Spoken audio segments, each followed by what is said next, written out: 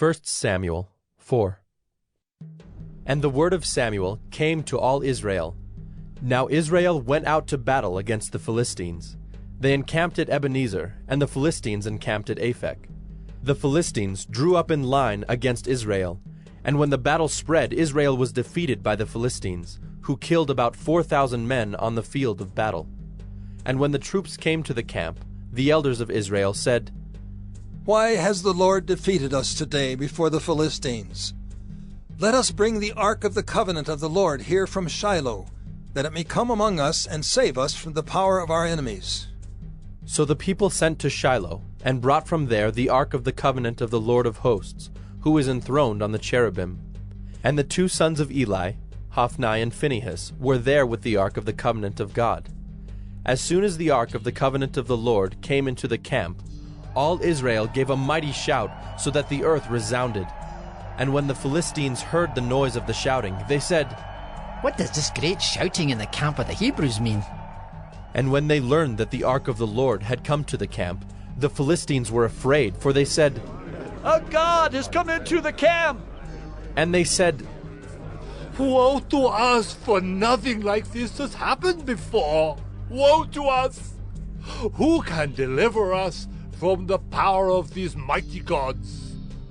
These are the gods who struck the Egyptians with every sort of plague in the wilderness. Take courage and be men, O Philistines, lest you become slaves to the Hebrews, as they have been to you. Be men and fight." So the Philistines fought, and Israel was defeated, and they fled, every man to his home. And there was a very great slaughter, for there fell of Israel 30,000 foot soldiers. And the ark of God was captured, and the two sons of Eli, Hophni and Phinehas, died.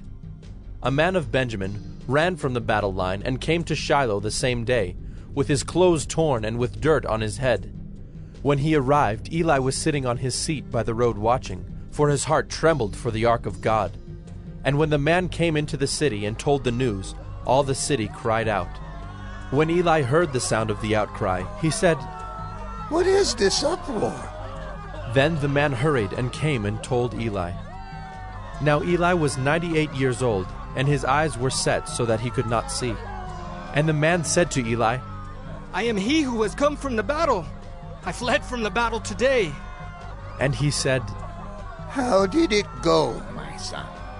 He who brought the news answered and said, "Israel has fled before the Philistines, and there has also been a great defeat among the people.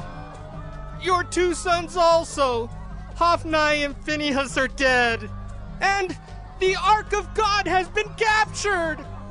As soon as he mentioned the ark of God, Eli fell over backward from his seat by the side of the gate, and his neck was broken, and he died, for the man was old and heavy. He had judged Israel 40 years. Now his daughter-in-law, the wife of Phinehas, was pregnant, about to give birth. And when she heard the news that the ark of God was captured, and that her father-in-law and her husband were dead, she bowed and gave birth, for her pains came upon her.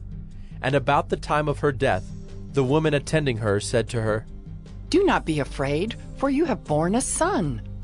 But she did not answer or pay attention, and she named the child Ichabod, saying, "The glory has departed from Israel," because the ark of God had been captured, and because of her father-in-law and her husband. And she said, "The glory has departed from Israel, for the ark of God has been captured."